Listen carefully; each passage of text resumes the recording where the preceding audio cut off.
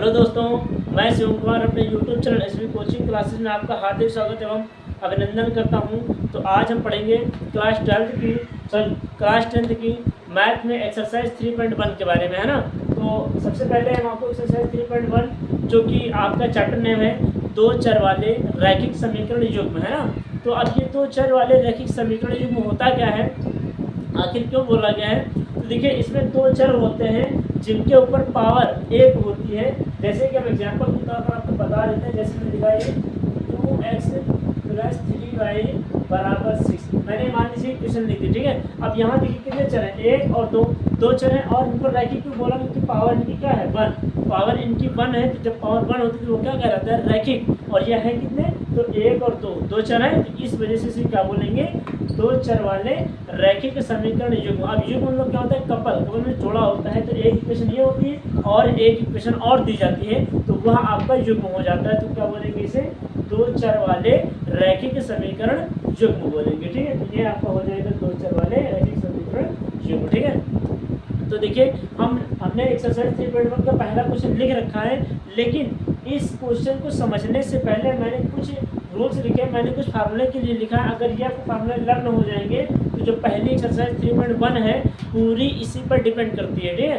तो ये आपको तीनों रूल याद होने चाहिए, तीनों फार्मूलाज आपको लर्न होने चाहिए, ठीक है। तो देखिए, पहले हमने क्या लिखा है, जब a1/a2 is not equal to, मतलब बराबर नहीं होगा किसके, b1/b2 के, तो जो आपका निकाय होगा उसका हल कैसा आएगा, अद्वितीय हो जाएगा, यूनिक आएगा, ठीक है।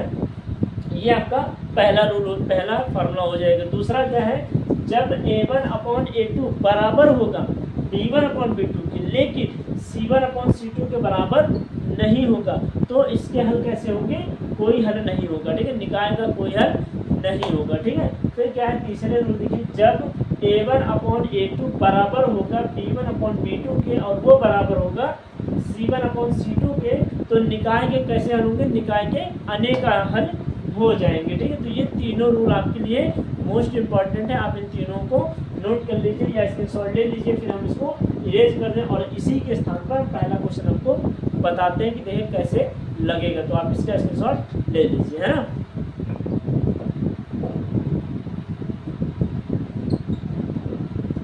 तो आपने स्क्रीनशॉट ले लिया होगा। अब हम इसको इरेज कर रहे हैं और इसी के स्थान पर हम ये लिखेंगे, ठीक है। ध्यान दे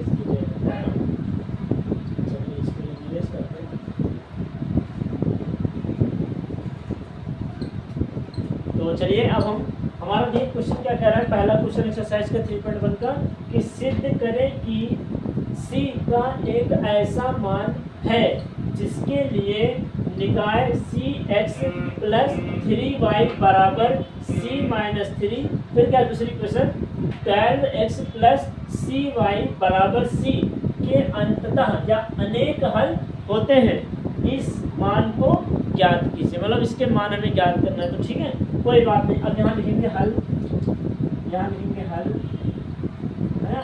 और हल में पहले क्वेश्चन लिखेंगे, ये क्या है, cx + 3y = c-3, ये हो जाएगी।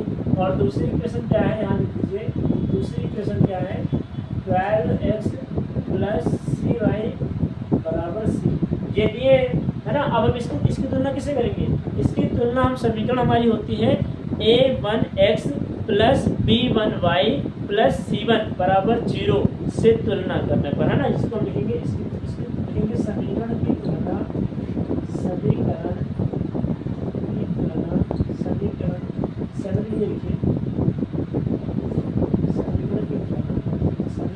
लिखिए, समीकरण की तुलना a1x + b1y + c1 = 0 से करने पर, है ना, से करने पर, ठीक है। तो ये देखिए, ये जो x और y है इसको हम नहीं लिखेंगे, इसका जो कोएफिशिएंट होता है, इसका जो गुणांक होता है वो माना जाता है। यहाँ क्या हो जाएगा, a1 बराबर कितना आएगा, c आएगा, तो a1 c हो जाएगा। b1 बराबर कितना होगा, यहाँ 3 हो जाएगा, और c1 बराबर कितना होगा, c-3, ये हो जाएगा, ठीक है। इसी तरह इसकी तुलना करिए, तो इसको भी लिखेंगे, देखिए इसको इसी के नीचे लिखिएगा, हम इसलिए यहाँ लिख रहे हैं क्योंकि हमारे स्पेस कम है, ठीक है। तो लिखेंगे समीकरण की तुलना, समीकरण की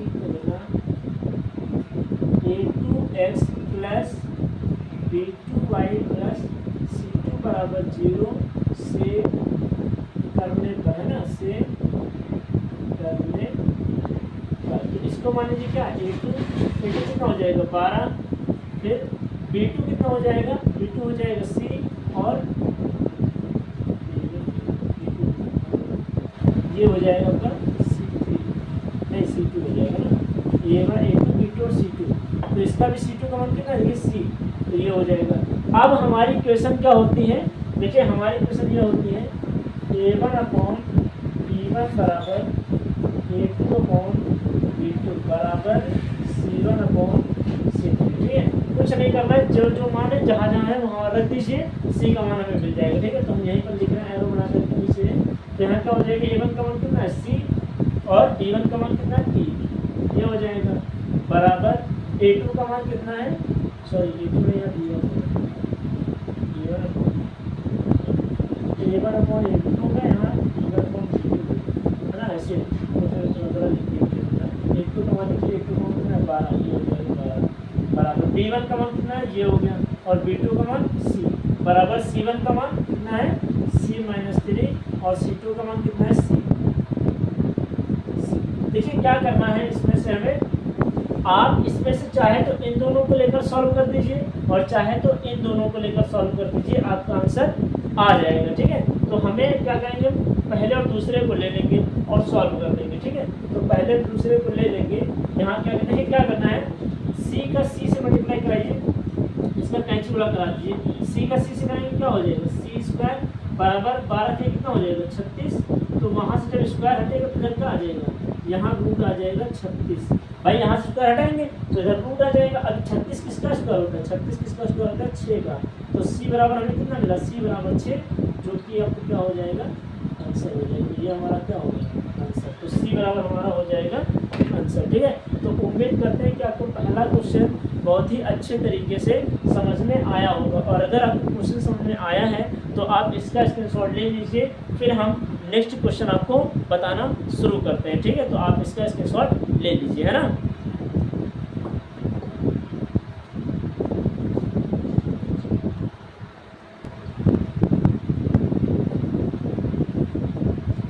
तो आइए दोस्तों, अब आगे हम देखते हैं हमारा क्वेश्चन क्या है। क्वेश्चन नंबर 2 है कि निम्नलिखित प्रत्येक समीकरण निकाय के बारे में जांच कीजिए कि उसका एक अद्वितीय हल है अथवा कोई हल नहीं है, अथवा अंततः अनेक हल हैं, मतलब तीनों में से एक पोजीशन आएगी। तो देखिए मैंने बताया था ना, मैंने 3 फार्मूले दिए थे, अब अगर वो आपको लर्न है तो इसमें बताएंगे, पहले इसको सॉल्व करेंगे, फिर अगर हमारा सेम, मतलब अगर जो आंसर आया है हमारा सेम सेम आ रहा है तो अनेक हल हो जाएंगे, है ना। दोनों के मान बराबर नहीं है तो अद्वितीय हल होगा, 2 के बराबर है, तीसरे के बराबर नहीं है तो क्या हो जाएगा, कोई हल नहीं होगा, ठीक है। तो देखिए अब हम यहाँ लिखेंगे, सबसे पहले यहाँ लिखेंगे हल, है ना, हल लिखेंगे, और इस समीकरण की तुलना उसी से करेंगे, समीकरण की तुलना जैसे अभी किए थे, समीकरण की तुलना किससे करेंगे, A1x प्लस B1y और प्लस C1 बराबर 0 से करने पर, से करने पर, है ना, से करने पर, ठीक है, ये हो जाएगा। तो अब यहाँ देखिए A1 का मान कितना लिखेंगे, A1 बराबर हो जाएगा 5, B1 बराबर कितना हो जाएगा 2, और C1 बराबर कितना हो जाएगा 16, ये हो गया। इसी तरह इसकी तुलना करेंगे, इसकी तुलना लिखेंगे यहाँ पर, समीकरण यहाँ से लिखते हैं, यहाँ से, है ना, ताकि कोई दिक्कत हो, समीकरण की तुलना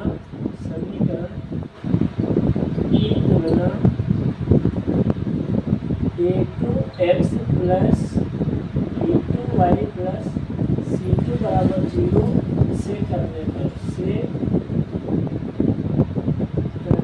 है ना। तो देखिए अब यहाँ पर क्या हो जाएगा, A2 बराबर कितना मान लीजिए, A2 बराबर 7, और B2 बराबर क्या हो जाएगा, B2 हो जाएगा -4, ये हो जाएगा, और C2 बराबर कितना हो जाएगा, ये हो जाएगा 12, ये हो गया आपका, है ना। अब वही क्वेश्चन लिखेंगे, तो यहाँ क्या लिखेंगे, A1 अपॉन A2 बराबर B1 अपॉन B2 बराबर C1 अपॉन C2, है ना। तो यहाँ पर मान रख दीजिए सबके, तो यहाँ से लिखिए, सॉल्व कीजिए यहाँ से, यहाँ से सॉल्व करते हैं। तो A1 का मान कितना है 5, तो ये हो जाएगा 5। A2 का मान कितना है यहाँ देखिए 7, ये हो जाएगा 7 बराबर B1 का मान 2 हो जाएगा, और B2 का मान कितना हो जाएगा -4 हो जाएगा बराबर C1 का मान 16 हो जाएगा और C2 का मान हो जाएगा 12। ये देखिए अब ये जो कटने वाला है वो काट दीजिए। तो 2 1 2 और 2 दूनी 4, यहाँ से काट दीजिए। 4 से 16, 4 2 12, तो कितना है ये आया है 5/7 और ये आया है 1/2 माइनस और ये आया है 4/3। देखिए इसमें क्या किसी के मन बराबर है, किसी के मन बराबर नहीं है। तो चाहे तो आप ये कर दीजिए या दोनों में कट लगा दीजिए, बात तो वही है ना कि दोनों बराबर नहीं है तो हम एक को लिखेंगे मतलब इसको छोड़ दीजिए कोई बात नहीं। मतलब तीनों बराबर नहीं है तो चाहे तो आप ये बराबर लगा दीजिए, यहाँ भी नॉट इक्वल टू लगाएंगे। तो जब दोनों मान बराबर नहीं तो हल हमारे कैसे आएंगे, हल हमारा अद्वितीय हो जाएगा। तो यहाँ क्या लिखेंगे अतः निकाय, यहाँ से लिखेंगे अतः निकाय का हल, अतः निकाय का हल कैसा हो जाएगा अद्वितीय हो जाएगा, अद्वितीय होगा। ठीक है, अतः निकाय का हल अद्वितीय होगा, है ना। तो आप इसका स्क्रीनशॉट ले लीजिए फिर हम आगे आपको बताते हैं। ठीक है,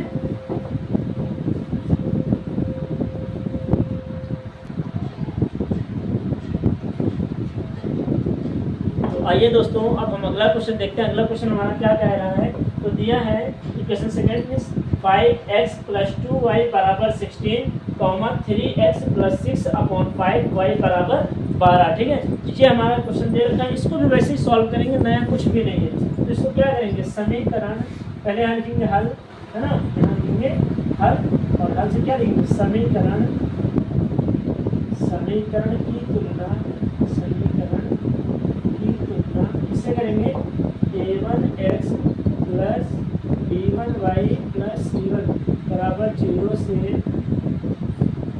करने पर, है ना, से करने पर। ठीक है, ये हो जाएगा। तो यहाँ क्या करेंगे a1 का मान लिखिए, a1 का मान कितना हो जाएगा 5, ये हो गया। b1 का मान कितना हो जाएगा 2, c1 का मान कितना हो जाएगा 16।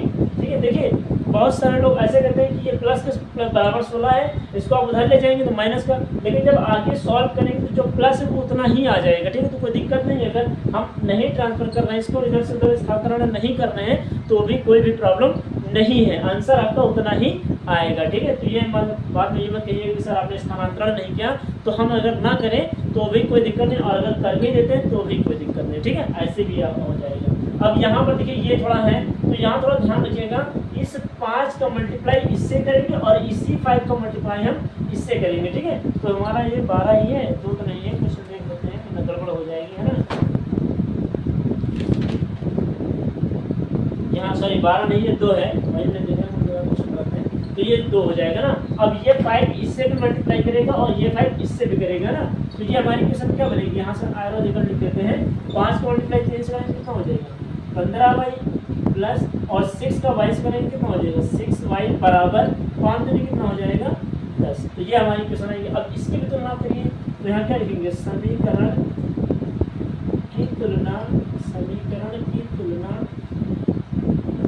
इससे करेंगे a2x + b2y और +c2 = 0 से करने पर, है ना, से करने पर, से करने पर। ठीक है, तो a2 कितना हो जाएगा, a2 बराबर क्या हो जाएगा 15, है ना, और b2 बराबर कितना हो जाएगा, b2 बराबर 6 हो जाएगा और c2 बराबर क्या हो जाएगा 10, है ना। अब वही क्वेश्चन लिख दीजिए और तुलना करा दीजिए। क्या लिखिए a1/a2 बराबर b1/b2 बराबर c1/c2, है ना। तो यहाँ से मान रख दीजिए। अब a1 का मान, a1 का मान कितना है, a1 का मान हो जाएगा 5 और a2 का मान कितना हो जाएगा, यहाँ से कहिए 15 बराबर b1 का मान 2 है और b2 का मान यहाँ से देखिए 6 हो जाएगा बराबर c1 का मान कितना है 16 और c2 का मान कितना है 10। तो यहाँ से क्या करेंगे 2 × 2 और 2 दिया 6, 5 × 5, 5 दिया 15, यहाँ से करेंगे 2 × 8 16, 2 × 5 10। देखिए 2 तो मान हमारे बराबर आ गए, a बराबर 2/3 बराबर 1/3, लेकिन ये बराबर नहीं होगा किसके 8/5 के। तो याद कीजिए आपने सेकंड मैंने फार्मूला बताया था, जब A1/A2 बराबर होगा B1/B2 के, लेकिन C1/C3 के बराबर नहीं होगा तो हमारा निकाय का हल कैसा होगा? निकाय का कोई हल नहीं होगा। तो यहाँ क्या लिखेंगे? अतः निकाय का कोई हल नहीं होगा, ये हो जाएगा। अतः निकाय का कोई हल नहीं होगा। ठीक है, तो उम्मीद करते हैं कि आपको दोनों क्वेश्चन बहुत ही शानदार तरीके से समझ में आए होंगे। ठीक है, तो आप इसका स्क्रीनशॉट ले लीजिए। फिर हम इसी में थर्ड क्वेश्चन, कुछ क्वेश्चन हम आपको होमवर्क दे देते हैं, आप उन क्वेश्चनों को करिएगा। और अगर आपको क्वेश्चन करने में कोई भी प्रॉब्लम इतनी सी भी होती है तो आप मुझे कमेंट बॉक्स में ज़रूर कमेंट करिएगा, मैं उसका आपको आंसर दे दूंगा। ठीक है, तो आप इसका स्क्रीनशॉट ले लीजिए, फिर हम कुछ क्वेश्चन आपके लिए होमवर्क में दे देते हैं। ठीक है,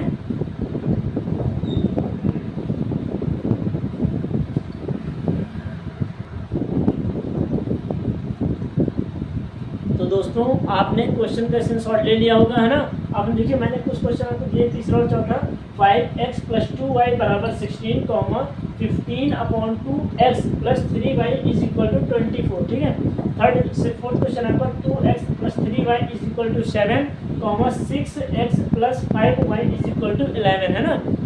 ये मैंने आपको दोनों क्वेश्चन दे दिए हैं। आप ये क्वेश्चन होमवर्क में आप लगाएंगे। ठीक है, और अगर आपको इन क्वेश्चनों को करने में कोई भी प्रॉब्लम होती है तो आप मुझे कमेंट बॉक्स में ज़रूर कमेंट करिएगा, ताकि मैं इसका आंसर आपको दे सकूं। ठीक है, तो मिलते हैं नेक्स्ट वीडियो में, इसके अगले पार्ट 2 में, है ना। कुछ अब आज की इस वीडियो में बस इतने ही क्वेश्चन, है ना, बाकी फिर नेक्स्ट वीडियो में। ठीक है, तो मिलते हैं नेक्स्ट वीडियो में। और अगर आपको पसंद आ रही है मेहनत हमारी, तो आप इस चैनल को और इस वीडियो को ज़्यादा से ज़्यादा लोगों तक लाइक करें, शेयर करें और सब्सक्राइब करें। तो मिलते हैं नेक्स्ट वीडियो में। Thanks for watching this video.